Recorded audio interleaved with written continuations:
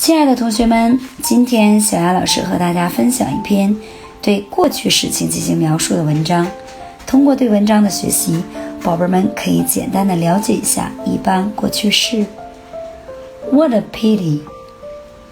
Last year, my brother took me to a swimming pool and wanted to teach me swim.